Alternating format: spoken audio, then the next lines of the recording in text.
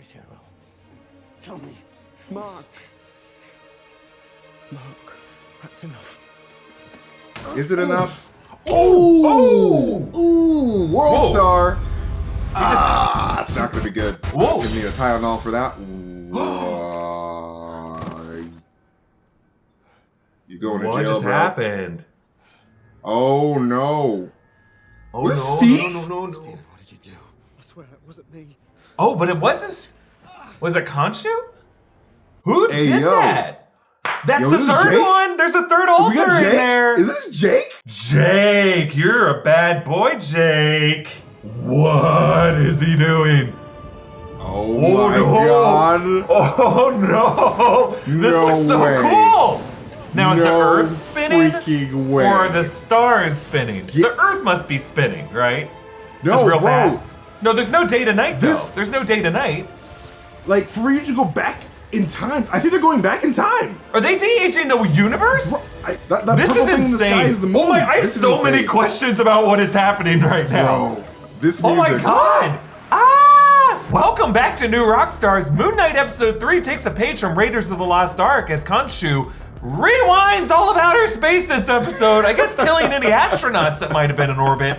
Or de-aging them Benjamin Button style. And not to mention de-aging Thor, the Guardians, Nick Fury with those Skrulls looking for his shoes on the space station. But really, we'll talk about that. I think really it was the subtle moment earlier in the episode that we're curious about. A third altar hiding inside of Marc that we have not yet met, who might be the most murderous of the three. God damn it! Dang. Like, he killed both those guys quickly. This is Inside Marvel. It's New Rockstars Moon Knight After Show. I'm Erik Voss. I'm here with MT, and hey, this is fun. This week, MT is gonna take a turn at doing the Easter egg breakdown. I cannot wait to see what is coming later today. MT, anything you can tease for us about what might be coming in the breakdown? Well, you know, we're definitely going to be talking about that huge time travel moment. We got to discuss what the heck that's even about. But yeah, no, we're gonna be talking about some God stuff, you know, just finding out who this Hathor woman is, and you know. Oh yeah. You'll see. It's gonna be good. Putting the hot in Hathor, am I right? What have they gotten into? Oh, that rascal Khonshu. That rascal Khonshu. That's I mean, look at him. He's hot. I mean, some of those the scars in his skull were just claw marks, because you know, Right? we know 'Cause the this guy women- likes to strap himself down in his bed. Layla jumped to that conclusion. I think we can jump to Right? some conclusions last episode. Yeah. Anyway, in this episode, it opens with Layla catching up with an old forger friend of her dad's. Nice. Interesting conversation happening there, as you know, they're just casually stamping some passports here. Where do these places exist? I mean, can I just go to these places so that I don't have to go to the DMV to get IDs? I mean, it's not that I want to be illegal about it or do anything bad about it. She was in and out. She got some free marshmallows. Like that seemed like a pretty great deal. a pseudo therapy session. Great. Yeah. Interesting there. Character not even named according to the credits. It just said forger. Yeah. Like, this person seemed to have some kind of relationship. Maybe we'll meet her again. Maybe not. Anyway, so she follows Marc to Egypt, where he's in the midst of pursuing some local guys in search of Harrow. Harrow, meanwhile, like Belloc in Raiders of the Lost Ark, has used that compass to find the buried Ushapti of Ammit, and has apparently paid for his whole London cult to caravan out to Egypt to get digging. I mean, between the Alps and London, Egypt, the mileage they are racking up. I hope they got a Sky Mile plan, because...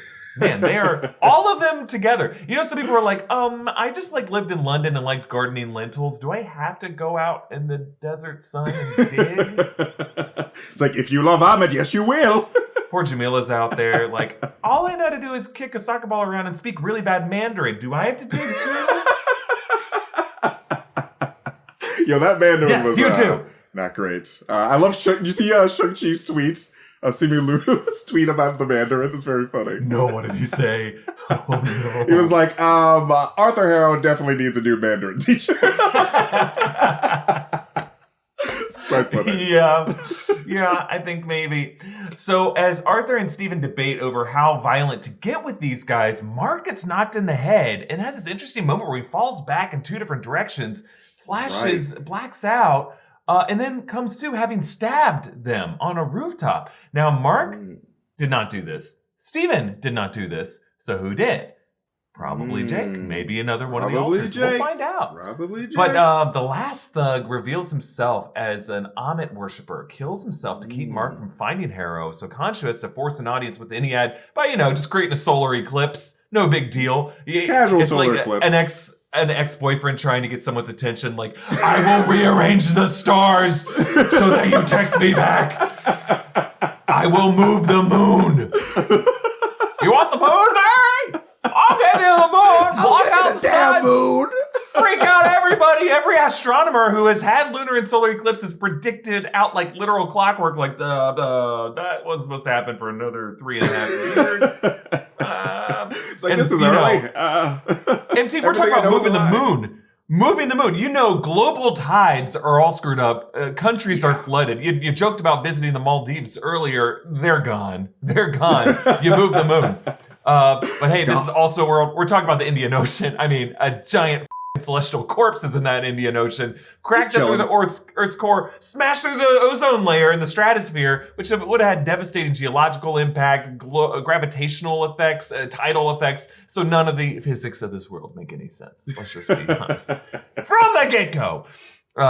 Anyway, so by doing this, Marc is summoned via this Diagon Alley style portal into the inside the Great Pyramid of Giza. That's what's inside it, folks. It's not just that little girl's gum. It's the cruelest courtroom that we've ever seen.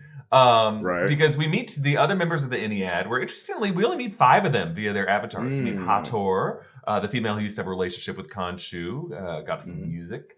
And then Horus and Isis, Tefnut, and Osiris. Interesting we didn't see all 9, though. Maybe they just needed 5 of the 9 for a quorum, or maybe 4 of the others really pissed them off in the past, or maybe this is just what the conservative majority of the Supreme Court does to really write all their opinions, and then, the other 3, I guess at this point, liberal justices are like, do we even matter at this point?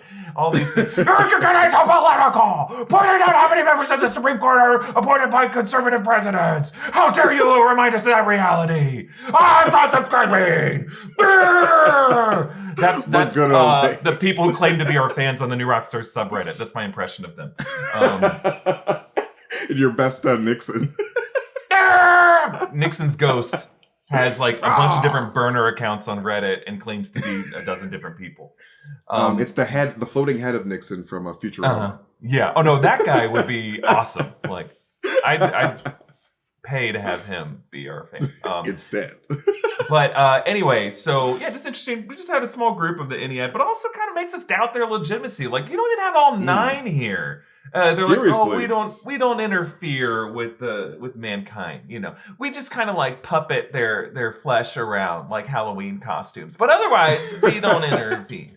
It's totally fine. And like, how omniscient are these people? Because they clearly can't see Harrow. They need these human beings to see through them. So like, it's just weird that like they just can't prove a clear crime. Clear crime is being committed by this man in public. Anyway.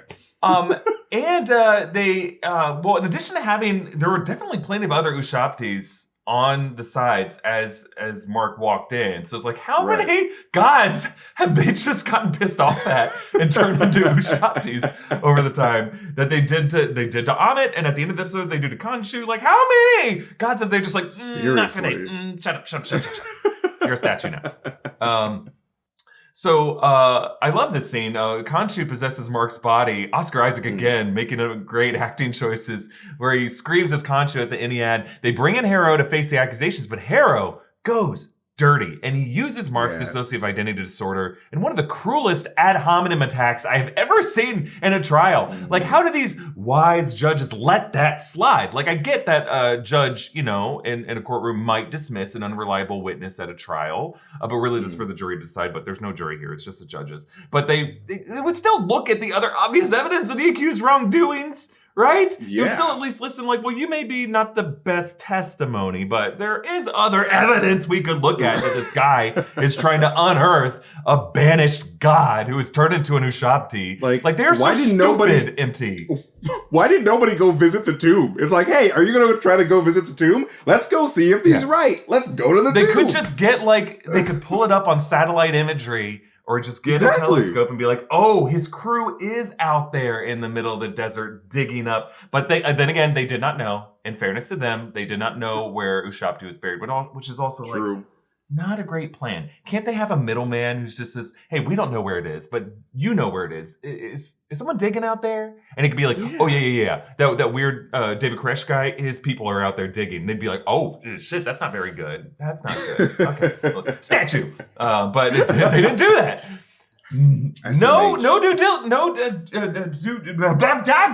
Anyway, so I'm just so mad at the end of the ad. I'm so mad that they pulled this Eternals, cheat of like, we're just not going to intervene. Stop changing the sky. Such big egos. Ridiculous. Statue. So anyway, Harrow walks free, which is crazy. But Hathor, to her credit, does take pity on Marc and tells him about this map hidden in a sarcophagus where they can track the burial place of Amit Sushapti. Great plan, Eniad. Just put it in a sarcophagus that can just be traded around on the black market in Madripoor. That's a safe bet. That's where you should hide your internet passwords. All right. So Marc and Layla actually head to this home of Anton Mogart. Now, in the comics, Anton Mogart is Midnight Man. Here, he is played by the late Gaspard Ulliel. That's a French actor who tragically passed away after shooting the series, but before it came out. Very, very sad. And he received a dedication in the credits. Very nice. I'm glad that they kept his character in the story. It seems like there may have been more to his character in the way that he leaves the series that they may have edited around or cut out. It's a little awkward. I thought this whole subplot of the episode was just a little awkward to sit through. Yeah. Despite the action being great, it's just a set piece just felt a little uncomfortable. How did you feel about it, MT? Yeah, it definitely felt like there was supposed to be more there. Like that, they teased some type of relationship between Mogart and Layla, and I just feel like he was supposed to play a bigger role because, like you said, he is the Midnight Man in the comics. He is this he's in Moon Knight's Rogues Gallery. And, Arthur Harrow does end up visiting him. And it seems like Harrow and him were supposed to have some type of meeting or connection that he was supposed to maybe help him. But like he ends up, sort of riding off into the mist at the end of the episode there after being stabbed. I feel like there was definitely a more of a role that probably was removed because of his untimely death, which is... Yeah, and I think they did the best with it that they could. But I think from a writing standpoint, this is just something that like... despite what happened to Gaspard Ulliel, I think there just is like a conception issue with all these series where they keep introducing characters who are antagonists from the comics, but just kind of the lower stakes, the lower tier antagonists, and they don't really write those characters well. Like we had in Hawkeye, we had Kazi. Kazi was such an underwritten, weirdly edited character in Hawkeye. I thought like the way Zemo was used in Falcon Winter Soldier, just a bit disappointing. By the end of that series, like he just kind of ended up back in prison. Despite I love the character Zemo, I love the actor, but like just the way they're used throughout the series, and then of course the Flag Smasher Carly Morgenthau in that show was just like weird. Like a lot of like they don't really seem like well-positioned characters. Like why would you even bring them into the series? Like what were your plans with them? Anyway, I know there's some defenders who are like, how dare you speak? I'm not. I think the actors was great, and I'm glad that they kept him in the show. I just think this is just a weird thing that all the Disney Plus shows keep doing. Like they just keep bringing in other characters as like maybe red herrings, but don't end up really mattering at the end of the episode. It's more of an accusation in the past Disney Plus shows than in this one. But this is what you get with the after shows. It's Erik working through this stuff. My opinions aren't always going to be ironclad and perfect. They're fresh. We don't really edit this. I don't script any of this. It's just me. This is how I'm stewing through my feelings after an episode comes out. Yeah, man, we're just talking about it. We're just expressing what's in our brains right now. It doesn't matter, MT. It's too late. They're just going to encapsulate this, and they're going to throw it at me a couple months from now. No, try to use it everybody be nice. No, they're never nice. They're not nice, MT.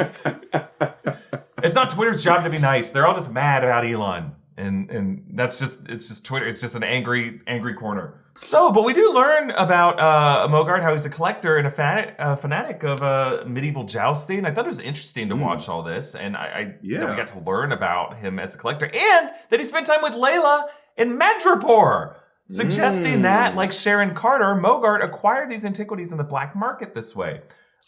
which is just interesting that we got a shout out to Madripoor. Now, Marc and Steven analyze the sarcophagus, begin to fold the star map like a Mad magazine until Harrow shows up offering the scarab and then uses his staff to smash the sarcophagus and shred the star map like a brat taking his kickball and going home so no one else can play. So a shootout breaks out. Marc and Steven take some hits. Seeing those jousting poles going through the spears. Yikes. Dude, he can take some Wolverine-type punishment. But Insane. the armor gives him healing powers, as Khonshu said earlier in the episode. So he's able to just like Wolverine, like, he's fine. So they're able to get away. But Layla asks Marc about something that she heard Harrow say about Marc being involved with the death of her father. And we learn that she's got a dad, and her dad was one of those archaeologists. And it confirms our thinking last week that Layla is likely the show's version of Marlene from the comics. Maybe even Harrow could have been part of that backstory, like what Raoul Bushman did in that comic backstory.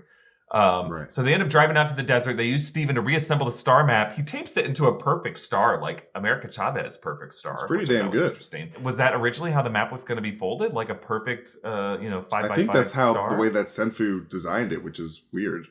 Genius. Interesting that they would do that. Now, but since the stars have drifted over 2,000 years, Khonshu and Steven have to rewind the entire universe back to the stars appearance when the map was created. And Layla is able to use that to locate where Amit Sushapti is buried. But by messing with the astrology again, that's one thing you can't do. Don't mess with the sky. You're not allowed to do that. It confuses people.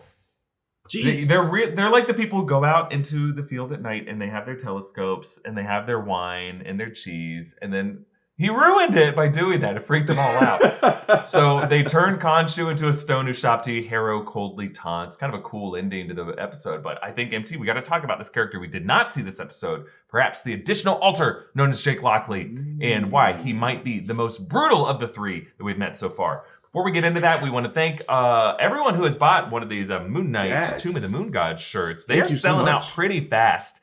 It's a great shirt. It directly supports what we do here at New Rockstars. And when you get one of these at newrockstarsmerch.com, you'll also unlock the ability to buy a custom shout out that runs during the bottom of the screen during these Inside Marvel after shows. So Allison says, could Amit be Alioth with Kang being one of her avatars?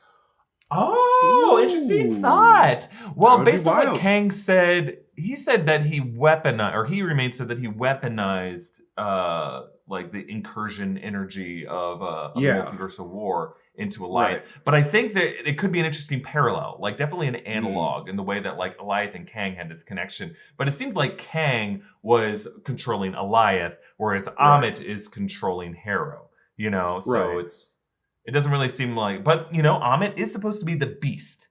It's not supposed to be like a deity. It is supposed to be like a beast that devours the souls of the unworthy. This is true. I don't know. Who knows? I feel like Amit is more of a human sentience type of person, like someone that can talk to you, whereas Alioth seemed like I'm a beast, I'm a monster. So I don't know if that's the case, but it would be really interesting. I would love that twist. Daniel says, with Gore going around killing gods, does this mean Khonshu is in danger? And if he dies, what happens to Marc? Daniel, you are asking the right question. I'm telling you, we'll be doing a lot of videos about this coming soon, especially if we get a Thor Love and Thunder trailer next week. Yes, I think that is why all the gods are being introduced on this show, in a Multiverse of Madness, and in Thor Love and Thunder. And in Eternals. Like, I think this phase of Marvel Supernatural is setting up Gore to have people to kill. And I think you're 100% right. I think Khonshu is going to be one of the targets, the whole Ennead. Maybe that's why there's 3 empty seats. Who knows? Maybe you're MT with the hot take. Yes. Great point, MT. Maybe that's what happened to them. We'll talk about that a lot more in the future. Now, Elax says, do the hieroglyphics on the Tomb of the Moon God shirt have a hidden message? You're gonna have to do some translation and see if there is. I think there might be. And if you tweet at us and tag at Epic Hero Shop, we'll let you know if you're right. You might get a little special shout out if you correctly find a hidden message in there. You tell us. Yeah. All right, MT, what's our first question this week? All right, Eric. What the fish happened when Marc and Steven blacked out? Like, who was the third alter ego that killed both of those guys? Yes, and just so we're clear, MT and I, week after week, are going to try to get better and better about using the correct dissociative identity terms. According to dissociative identity, the clinical understanding is the preferred term is alter. I know we have used identity, alter ego, personality, and really we've just been following the pace set by the show. Even in this episode, they refer to it as personality, and in other like promos, they've used the term personality and identity. Yes, but we're going to try to use the term alter just so like, because the correct understanding is that alters within a dissociative identity disorder, a person suffering from that, these are fully formed people that are inside of them. These are not just like personalities that they're trying on for an afternoon. They have separate memories, separate habits, separate mannerisms, separate histories, you know, like they're different selves. So everything that we associate with someone's sense of self, that is what an alter is, which is why I allowed that conversation in the video that we released earlier this week about this possibility that Stephen Grant could have been an alter that was targeted by the Soul Stone during Thanos' snap. I know our thumbnail and our packaging upset a lot of you online, but I encourage you to watch the video if you haven't already, because we're really just extrapolating based off fan speculation. And we're trying to be as respectful as we can. And if you do actually look at the clinical understanding of dissociative identity disorder, that does suggest that as much as we can identify someone having a soul and what that means, if the MCU says that Marc Spector and Stephen Grant are separate souls, then that's enough. I know there's certainly arguments to be made that like Stephen Grant doesn't consume the amount of resources that Thanos wants, but I don't know if Thanos' snap was ever explicitly that sophisticated. I think he just wanted to snap away all intelligent life, and the Soul Stone was the mechanism through which he did that. So that's all we're doing. That's all we're doing in that video. I understand the thumbnail might have pissed you off, but I can't control how pissed off random people on Twitter just knee-jerk react to a thumbnail of a video and draw the conclusions of it, especially if it's tweeted by a certain section of Twitter right now. It's just getting mad at everyone talking about Moon Knight and mad at the show Moon Knight for. But I just encourage everyone, please do the research into what dissociative identity disorder is before deciding that anyone who uses the term DID is immediately wrong because you decided that they're wrong. Maybe you don't know a whole lot about DID as much as you think. Anyway, my rant is over. So the Moon Knight comics, before Marc Spector's condition was ever reframed as dissociative identity disorder back in the 70s and 80s, where they're just like, this guy's crazy, because that's what comics used to just do. There was a third alter. Yeah, a lot less sophisticated. There was a third alter that he sometimes appeared as, named Jake Lockley, who was a New York cab driver. But ever since the first episode, we've been wondering who exactly might have asked out Steven's tour guide coworker, Dylan, because Mark probably would not have set up that date if he planned to travel to the Alps that weekend, and Dylan probably would have noticed Mark's American accent changing into Steven's British accent. Oscar Isaac confirmed this week that there are more than 2 alters within this character, and that in this episode, someone other than Mark or Steven killed those guys on the roof. And I think this is proof that there must be a third and a very dark alter hidden from us right now, someone we're going to meet soon. And I think that third alter might be Jake Lockley, just because it's the most known other name here. But I think Jake might not be the same cab driver character from the comics, but the way that they changed Stephen Grant, I think someone, it may take a different form, maybe someone more brutal than the mercenary Marc Spector, because Mark seemed pretty freaked out in that moment. And now we're also extrapolating backwards, someone who's creeping on Dylan. Suddenly I'm a lot more worried for that tour guide, what this person's intentions might have been for Dylan on that Friday night. Could we be looking at like a serial killer, a Jack the Ripper person who's okay would plunge in a knife in someone's gut more than a mercenary would be okay with that? And MT, I'm gonna ask, could that have been the alter? Yo, imagine a whole Moon Knight season where like he is his own villain. That would be insane, where he has to fight himself. Anyway, sorry. But yeah, no, I definitely feel like it was Dylan for sure that sorry. Continue. But I'm gonna ask MT, could that have been the alter who killed the archaeologist group that included Layla's father? And that's why Marc feels this kind of mixed responsibility for it, but was okay marrying her. Like, if it was Marc who killed them, even if it wasn't all him, like maybe he was alongside Frenchie Decomp following Harrow's orders when Harrow was possessed by Khonshu, leading that. But I just don't think Marc would allow himself to marry one of his victims' daughters, which was Layla in this case. Marc is certainly deceitful. He's a man of secrets, but he's not that cruel. He's not sadistic, especially when he wants to protect Layla from Khonshu and from himself. So I think Marc may have started a relationship with Layla before that ever happened, or maybe after, but either way, without knowing what his third alter did or would do to her father. And then he discovered later, and that might have been the trigger that led him to ghost Layla and to step away from her. Because in this episode, Layla says, I wish you had told me more, but Marc may have figured out, like, oh my God, one of my alters killed her dad. I can't look her in the face right now. I have to protect her now at this point. That would be wild if that were the case. It would be kind of a very a sensitive thing to do, especially before Marc were to, like, you know, come into contact with whatever caused this weird Khonshu stuff to happen. Because, like, I'm sure Disney wouldn't want to be like, all right, some people's DID alters are crazy and, like, they're serial killers, and, like, I'm sure that, like, they probably wouldn't want to go that route. But it is an interesting idea to explore if he does have a more violent alter, and that's just like more ready to scrap, like a more like street savvy, like, you know what, like I'm from the streets, because we know that Jake Lockley is this cab driver character who's just like more street savvy, street smart type of dude. So, like, I'm imagining just Jake Lockley just being like, all right, I'm ready to stab whoever. Like, I'm down. Like, I'm from the streets. Like, this is what I do. I'm from New York. You know what I'm saying? Like, this is what we do. Yeah, so he's not like a premeditating murderous person, but he is someone who's willing to cross that line. I like that approach. I agree with you. Yeah. We're kind of getting into a territory now where, like, it's getting hard to talk about this show.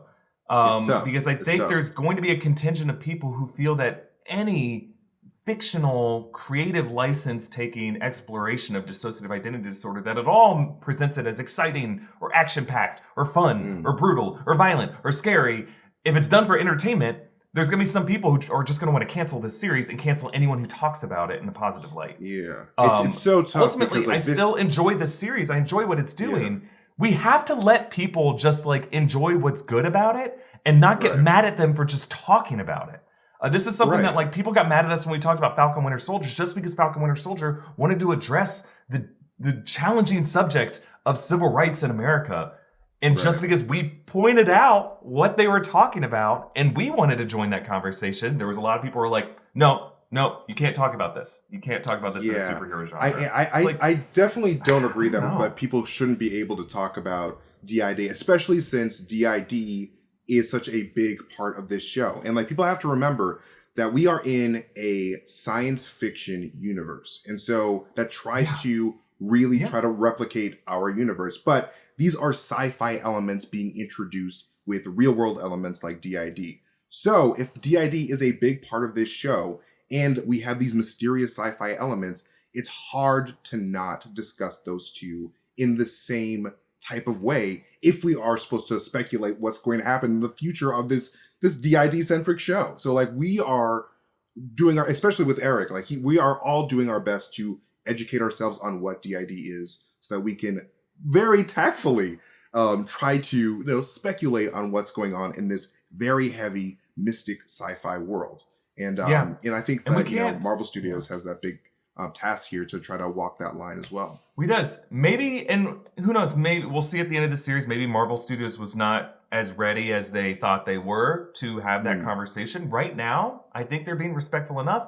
I think the fact that, like, there's a lot of people, especially a lot of people on Twitter, who are perfectly willing to let the perfect be the enemy of the good.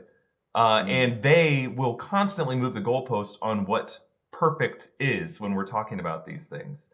I think at the end of the day, the more we talk about mental health disorders and the fact that a lot of people, maybe not a lot of people are going through dissociative identity disorder, but a lot of people are going through anxiety and depression and things like alcoholism. And does that mean we can't talk about these things just because it's something that people are suffering with? Like, to me, that tells me that you are not someone who's ever actively sat in on a counseling session or a therapy session if you think that humor is not a way that people deal with these things. If you think that people don't make jokes who are suffering from depression and can't joke about it with their therapist or with their friends, like, then you're someone who, to you, this is like an academic hypothetical thing. And I don't care what your opinion is about it on Twitter, because you're just someone who's trying to cancel other people for talking about it, and you don't want to allow the conversation to happen. I'm sorry, you're not in a position to weigh in on these things. It's Twitter, bro. Can't stand it. Twitter, bro. Twitter, bro. I mean, you're going to do it anyway. I understand that this conversation is going to happen. But like, I think we all need to just be grown-ups about this and understand that there is no perfect way to have this conversation, but the conversation needs to happen. And for sure, we have to allow ourselves to be creative and explore it in interesting ways, because there's going to be all kinds of people who never really thought about dissociative identity disorder or mental health struggles, who now have an access point into it. And yes, that can feel like childish, like using toys to explain these things. But folks, there is a such thing called play therapy and sandbox therapy, where people who don't know how to use words and complicated terms to talk about what they're going through are encouraged to use toys and sandboxes to create worlds and use that to tell their story. That's a completely valid way to express what someone's inner world is going through and to have other people connect with it.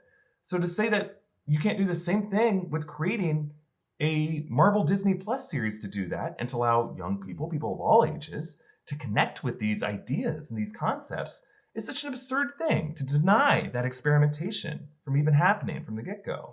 Oh yeah, Let's and try like, it. No, for sure. And I feel like the way that the MCU is going forward, like, we're going to be exploring more of these like mental type of like illnesses, because like with Wanda, like the WandaVision was this huge exploration into grief and depression that, this is a sci-fi version of it where the chaos energy within Wanda amplified her emotions. So like, we are seeing a physical representation of what depression looks like, what grief looks like. And that's what makes Marvel Studios amazing, is that we can explore those deeper things and like those more complex and the diverse aspects of our reality in this huge creative way that's amazing and awesome. So like, what this Moon Knight journey is, though it's not a 100% 100% accurate representation of what DID is, because like, no one's going to become a crime fighter with DID. Like, it's obviously like heightened, but like, we are learning. Like, I love that I'm learning more about DID as an illness because of this show. And like, that's why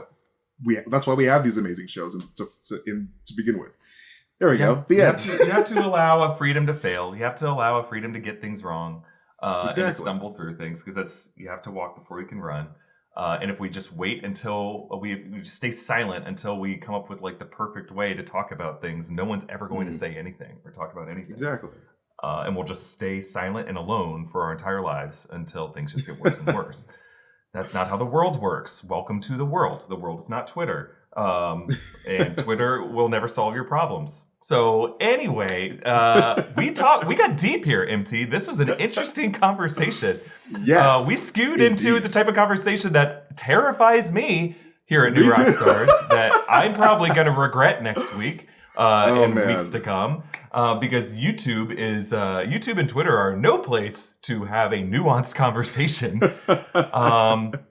I guess those chickens will hatch in the future over and over and over again, and people will never let me forget it. But there's a bigger WTF moment from this episode that we got to talk about. Like, what exactly happened to planet Earth in the final minutes of this episode? We'll talk about that. But before we get into that, we want to thank some friends who helped us make this episode. Thank you to Stance for sponsoring this episode. We love us some Stance socks around the office. They fit great, and they have cool designs made with brands like the Wu-Tang Clan, Pixar, The Simpsons. They have a new line inspired by Guardians of the Galaxy that looks especially cool. Get some Groot on your foot. They're branching out beyond socks to bring color, comfort, and creativity from toe to head with the launch of some new active apparel line. Check out Stance's super soft line of sweatpants, shirts, hoodies, hats, and more, now available in a full range of fits, prints, and fabrics, and fun. Embrace a life of superior comfort and creative expression with everyday active apparel that truly is stitched different. Stance's philosophy is that you should never have to sacrifice your own individual style for the sake of comfort, and now you don't have to. Whether you're relaxing around the house, working out at the gym, running all over town, Stance now delivers its signature softness and creativity in a full line of active apparel styles from toe to head. Stance has got you covered. Head on over to stance.com and get 15% off your first purchase. Use the promo code MARVEL at checkout to apply. Enjoy the color and comfort of a life less ordinary with Stance stitched different. We also want to thank Blue Chew for sponsoring this episode. We're pretty confident in our theories here on Inside Marvel. But confidence can take you pretty far in life and in the bedroom, and that's where Blue Chew comes in. Blue Chew is a unique online service that delivers the same active ingredients as Viagra and Cialis, but in chewable tablets and at a fraction of the cost. You can plan ahead or be ready for whenever an opportunity arises. The process is simple. You just sign up at BlueChew.com, consult with one of their licensed medical providers, and once you're approved, you'll receive your prescription within days. It's all done online, so no visits to the doctor's office, no awkward conversations, no waiting in line at the pharmacy. Blue Chew's tablets are made in the USA and prepared and shipped direct to your door in a discreet package. So if you could benefit from some extra confidence when it's time to perform, Blue Chew can help. And we've got a special deal for our listeners. Try Blue Chew free when you use our promo code MARVEL at checkout. Just pay the $5 in shipping. That's BlueChew.com, promo code MARVEL to receive your first month free. Visit BlueChew.com for more details and important safety information. And we thank Blue Chew for sponsoring the show. And lastly, we want to thank Helix for sponsoring this episode. So you've got your bedroom set up just the way you like it. Your ring of sand on the floor, your tape on the door, your leg shackle on the bedpost. But do you have a good mattress? That's a question. Well, our friends at Helix Mattress are here to make sure you do. Helix Sleep has a quiz that matches your body type and your sleep preferences to the perfect mattress for you. They have soft, medium, and firm mattresses. Mattresses great for cooling you down if you sleep hot. Even a Helix Plus mattress for plus-size sleepers. I have a Helix mattress. I love it. MT, you got a Helix mattress? You love it. Yes. You're sleeping good. I love it so much. My Helix Plus mattress is the best. It's the best. Well, the mattress ships right to your door for free. No need to go to a mattress store. You just go to helixsleep.com/insidemarvel. Take their 2-minute sleep quiz, and they'll match you to a customized mattress that will give you the best sleep of your life. They have a 10-year warranty, and you get to try it out for 100 nights risk-free. They'll even pick it up for you if you don't love it, but you're going to love it. So Helix is offering up to $200 off all mattress orders and 2 free pillows for our listeners at helixsleep.com/insidemarvel. All right. MT, I want to ask you, what the fish did Khonshu do exactly when he rewound the stars? I know you're going to go into this in another video, but can you give us like a preview of what you're thinking right now? Well, so of course in this episode we learn from Yatzil, who was Hathor's avatar, that Senfu buried a map to Amit's tomb. And when they find that map, they were like, all right, this is a map that needs the sky, but the sky is different from when it was 2,000 years ago. The Earth drifted, like stars have gone out, like stars have died. So like in order for them to see the space how it was 2,000 years ago, they would have to go back in time. So in order for them to do that, they would have to manipulate the gravity of around Earth, because gravity has a very unique relationship with space-time. Because like, for example, the more gravity there is, the slower time goes around that place with more gravity. So since the moon has a unique relationship with gravity to Earth, I'm thinking that whatever Khonshu is, I think Khonshu itself, he's just gravity. Because like whenever Harrow said something that pissed him off, he would shake things, or like he could only make the wind move. And like, I think that Khonshu himself has the control and the ability to manipulate gravity, which is why he was able to move that moon into a solar eclipse before. So what we're seeing here is the moon, which is that purple ring around the planet, just going around the Earth a bunch of times, allowing the planet to go back in time, like Doctor Strange in episode 4 of What If, when he used the time stone to make everything around him go back in time except for his clothes and himself. So like, that's essentially what happened here, which means a plethora of things. Like, if the universe is 2,000 years younger, then that means Asgard is no longer destroyed. You know, you got Ego the Living Planet still out there being a jerk. All these huge things that could happen to the MCU. This is as big as the snap, in my opinion. But yeah, this is insane. MT, if you are right on this, you're right. This is as big as the snap. In some ways, bigger than the snap. I'm going to wait and see what exactly the show says this was. before I jump to conclusions. But I like where you're thinking. I can't wait to see your video on this. But I think like there's a couple other possibilities other than actually rewinding time. Like first off, we got to acknowledge so much of what we're seeing in the show just really could be illusions within Steven or Marc's perspective. It's true. Like all of this could just be a sort of dream or some kind of distortion of reality. So it's all from an unreliable narrator. So I think it's very possible. However, I think it is possible that in this moment, like it not necessarily it's an illusion, because I don't think the Ennead would be so pissed off if it was just like an illusion over the atmospheric sky. They'd just be like, oh, you're just confused a lot of people. I think there was more things happening that like pissed them off. But I wonder if, like, by doing this, what Khonshu did is he wasn't moving the heavens. He wasn't affecting the heavens. He was affecting Earth and encapsulating Earth within kind of a pocket reality, extracting it from the reality it was on, and now putting this Earth in a bubble that is in a rewound universe. So I know that's confusing, but imagine, like, the theory of relativity. It's not the heavens that moved, it's Earth that kind of, like Wanda transporting Westview outside of New Jersey, encapsulating it into its own kind of pocket reality.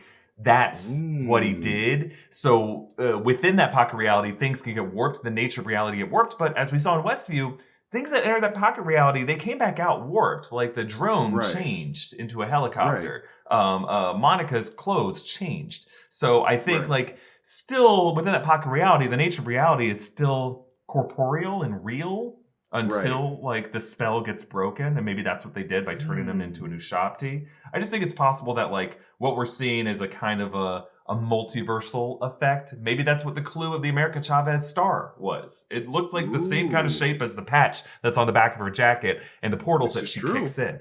Maybe Multiverse of Madness will give us more context. Maybe this is just another example of reality being distorted in specific ways, and then the Illuminati's gonna be real pissed off about this. And they're like, we got one of our buddies who's on the Ennead, and he told us what you did. And we ain't too happy about that. Anyway, there's a lot of crazy ways to look at this, and I think you might be on something, MT. Like to me, that's the most interesting for sure. Yeah, like Khonshu is a god, and like he has so many powers, and like gods can do so many different things. So like I could definitely see a pocket reality situation going, and like either way, I would love if if Thor and like came back to Earth. He's like, what happened to the planet? Because he was off the planet before whatever Khonshu did. So like. I wonder what's going to happen there. Me too. I have a ton of questions. Now, my hope is that the show doesn't just like leave this unaddressed, because it seems like that's how the Eternals left things. It's just like, look, there's just a big dead celestial in the Indian Ocean now. It's possible. I think ultimately all these things are just like examples of like things just getting so messed up on the MCU Earth that we gotta reboot it. Wanda's gotta warp reality and reboot. That's the only. We just need to just like unplug the computer and restart the simulation. That's the only way. There's too many weird settings that we put on this. Too many notification spells. Multiverse of Madness. Who knows? It's a mess. I want to talk about the Ennead, MT. So this Ennead, why doesn't the Ennead intervene with the affairs of mankind? Like, why did they make that choice? To step back. Well, it's because our breath stank, Eric. Just kidding. No. Well, true. It's true. No, it's they say that it's because we stopped caring about the gods, and then humanity stopped worshiping the Egyptian Ennead, and so they were like, hey, you know what? They don't care about us. We don't care about them. We're gonna go. It's like Santa. When you stop believing in Santa, he stops bringing you presents. Exactly. So like they're off in this place that Khonshu calls the Overvoid, which is the celestial Heliopolis in the comics. And this is where all the Egyptian gods live off in their own separate dimension. And so, I think that, this Ennead, because, there's no belief there from a lot of people, they were just like, you know what? They seem like they want to be the gods of themselves. Let's let them do that. And Khonshu's like, no, we have to protect these people. And because I care about them in my weird way. So, like, I'm going to avenge people that hurt them. And so, Khonshu, even though he's a jerk, he's the nicest Egyptian god that we have. The most compassionate, which is weird. In the MCU. I think Hathor is pretty compassionate. Yes. Hathor. I don't trust Hathor. Mixed bag. I think it's all a mixed bag. I think they're all pretty amoral at the end of the day. This is true, but Hathor, that god, I don't trust that god. I like Yatzil, her avatar. Nice lady. Hathor, the ex of, I think that... You're right. It wasn't Hathor. Yes. Hathor had left the building. It was her avatar who took pity. Good point. Yeah, Good point, Hathor, I don't trust her at all. As you shouldn't. But why, what other gods do you think the Ennead might have transformed into Ushabtis? See, I don't know. Are these all that is left of the active Egyptian gods? Because there are way more Egyptian gods in Egyptian mythology. Yeah, have all of them been turned into Ushabtis? That is interesting because, like, that makes me think about, like, what if there's some corruption in this Council of Gods and, like, they're just arresting people, you know, and, like, and turning them into Ushabtis, and that's really interesting. I wonder what happened to them. Yeah, I mean, it seems like there was some kind of power grab at some point. Maybe they got paranoid by like, you know, Amit being betrayed or something like that, and they're like, we gotta just like, we gotta circle the wagons a bit. Yeah, and like maybe like they were as mad about not interfering with humanity as Khonshu was, and that they were maybe there was like this huge war. And it's like, all right, you guys didn't want to listen to us, so you guys are arrested. And Khonshu, you could be like that if you don't listen. He's like, I'm gonna behave, sort of. I don't know. I think Kang freaked him out. I think they're like that Pharaoh Ramatut. He could get to any of us. Yeah, I'm praying for a Kang cameo. Like, where is Kang? Come on, man. I know. Everyone's like, you just want Mephisto to be in every scene. And I'm like, no, I want Kang to be in everything. Yes. Did you not watch our Loki after show? I have moved on from Mephisto, friends. I'm in the Kang gang. Kang gang. Kang gang. We want Kang. Kang's a cooler character. We want Jonathan Majors to be in everything. That guy's so good. Yes. And he's looking good. You saw those set photos on Creed 3? Oof.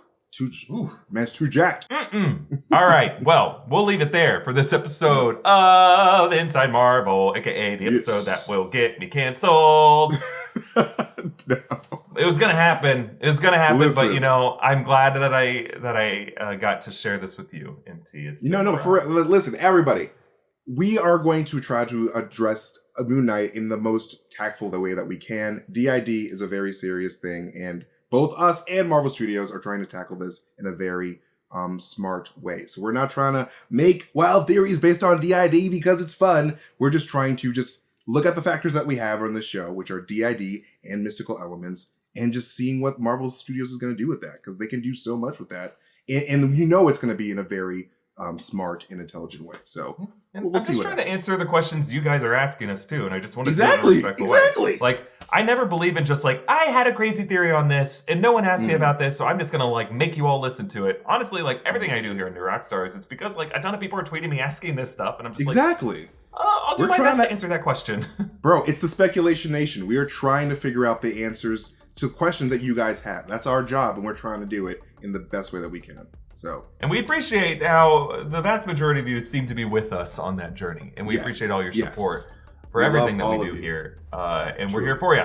So we'll be back next week. I can't wait to see MT's breakdown of this episode. It's gonna be fun. It was a fun one. Yeah. So don't forget to check out our great merch options, newrockstarsmerch.com. It's the best way to support what we do here. You can follow me at EA Voss, follow MT at Mastertainment, subscribe to Inside Marvel wherever you get your podcasts, and of course subscribe to the channel here on YouTube. Thank you so much for watching, and we'll see you next time. Laters, gators. Love you guys. Layers, gators.